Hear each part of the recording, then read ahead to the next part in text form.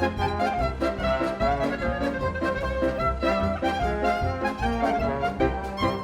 Yehuda Blum. I live in Crown Heights. I do freelance illustration.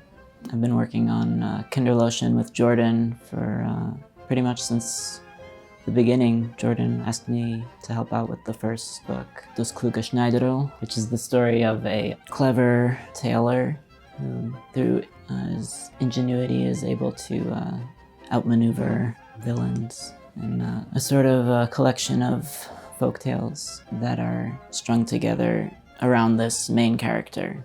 So when I was reading it, I noticed that there were sort of moralistic bents to it, like good and evil, that I thought could be represented visually in the pictures, symbolically, with Schneiderl as a sort of virtuous, intelligent figure that does good in the world, and he has a good heart, and he's able to figure out things and solve problems for people, and he has a sort of a charitable and kind soul. You could see, like in the cover image, it's sort of split down the middle. There's Schneiderl on the right side, sort of bathed in light and color, singing. He has this sort of natural control, I think, over himself and nature and his mind. He also has a joy, this character, a joy of being in the world, I think, which you see in the way that he sings and delights in things throughout the story.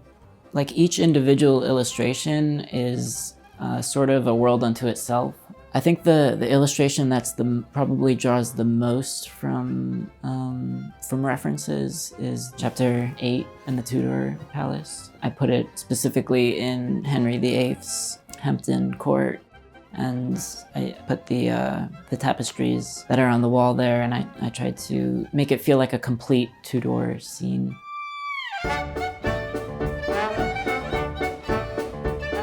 With the letters, I wanted to show a moment from the story, like an illustration, but also have it read as a letter. So for example, the Aleph, which shows a prisoner whose hands are chained. I fit each hand into one of the segments of the Aleph on the top left and the bottom right.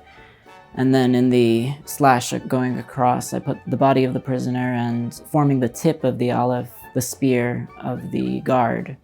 So it took a lot of repositioning and trying out different arrangements, a lot of sketches in the beginning, and I would try to find like what is the best combination of like something that will sort of complement and highlight the shape of the letter, but is also like an important moment in the chapter that follows, or at least an evocative image from it.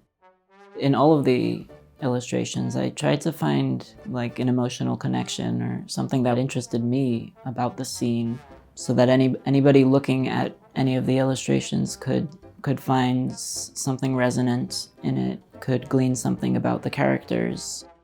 I liked the opportunity to work on a kid's book. The story it's rough at times, and I mean it could be enjoyed by any age, I think, and it deals with themes that are relevant to everybody.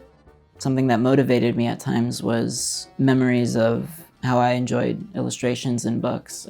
When I was younger, especially, it would be like almost something that would make me want to read a book when I was little. And so I knew I had that pressure for like younger audiences. The sort of transportational power of an image for a child can carry a lot of significance.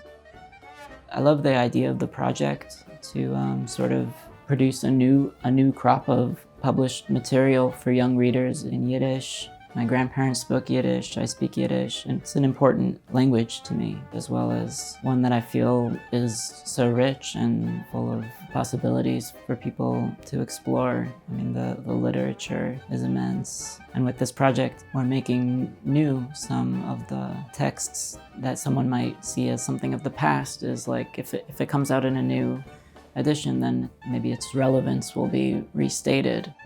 It has a different quality to it, the sound of it, the feel of it on the page.